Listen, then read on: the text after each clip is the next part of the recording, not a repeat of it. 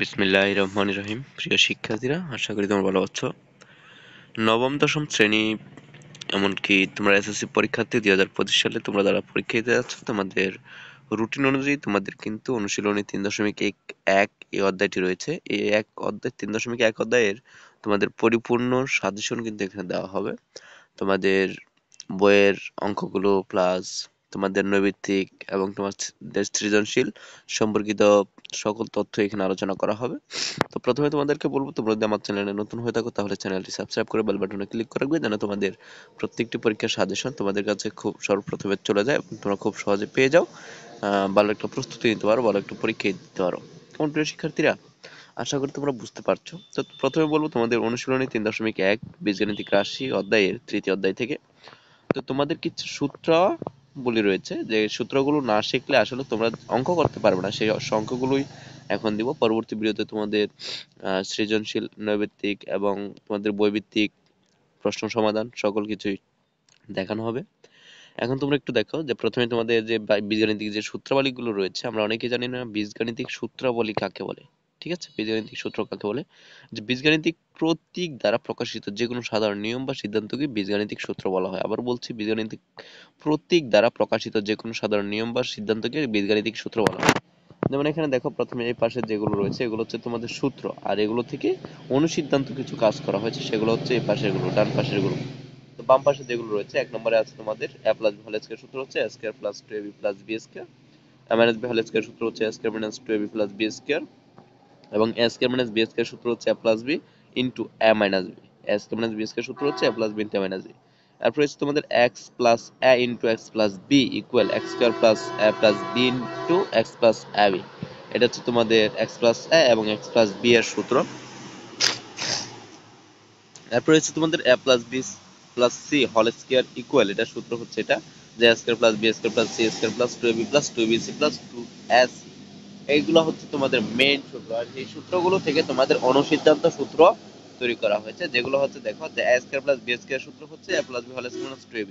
হ্যাঁ, এগুলোতে 2ab 4ab এরকম যুক্ত থাকবে। তারপর a square plus b square সূত্র কিন্তু দুইটা, এটা আরেকটা রয়েছে যেটা হচ্ছে একবার প্লাস হবে আর আরেকবার মাইনাস হবে, a minus b whole square plus 2ab। ঠিক আছে প্রিয় শিক্ষার্থীরা, আশা করি তোমরা বুঝতে পারছো। আবারও বলবো, তোমরা যদি আমার চ্যানেলে নতুন হয়ে থাকো তাহলে চ্যানেলটি সাবস্ক্রাইব করে রাখবে, যেন তোমাদের কাছে প্রত্যেকটি সাজেশন তোমাদের কাছে সর্বপ্রথমে চলে যায়।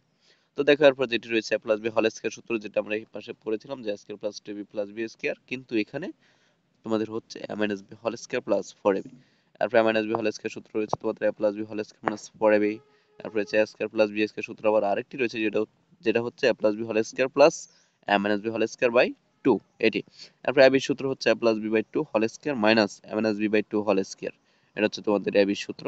তারপর হচ্ছে তোমাদের দেখো a square plus b square plus c square plus equal, এটা হবে তোমাদের a plus b plus c whole square minus 2 into ab plus bc plus ac। এটা হচ্ছে তোমাদের a square plus b square plus c square অনুসিদ্ধান্তের সূত্র।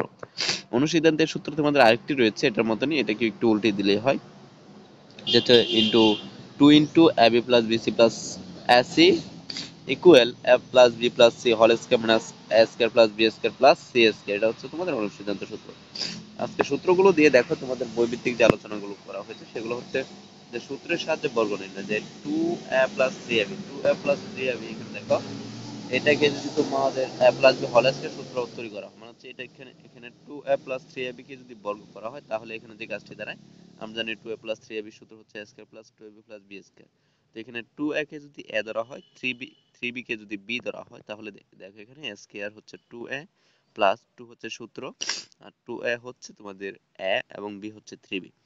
তো এক কথা দ্বারা a square plus 2b plus b square এখানে তোমাদের সূত্র অনুযায়ী এখানে বর্গ করে কাজটা করা হয়েছে।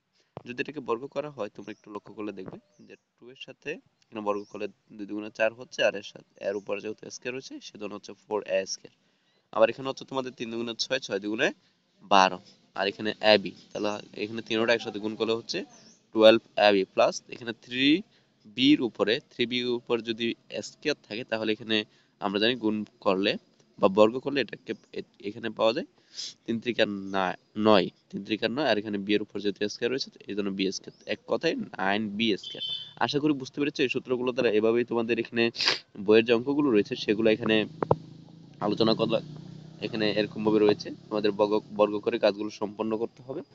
আশা করি প্রিয় শিক্ষার্থীরা বুঝতে পারছো। আজকের জন্য এতটুকু, পরবর্তী ভিডিওতে তোমাদের সাথে আবারও দেখা হবে। পরবর্তী ভিডিওগুলো দেখতে হলে অবশ্যই চ্যানেলটি সাবস্ক্রাইব করে বেল বাটনে ক্লিক করবে, যেন তোমাদের খুব সহজেই এখানে আমরা তোমাদের ভিডিওগুলো প্রোভাইড করতে পারি, সাজেশনগুলো যেন খুব সহজেই তোমরা পেয়ে যাও। আজকের জন্য এতটুকু, ধন্যবাদ প্রিয় শিক্ষার্থী।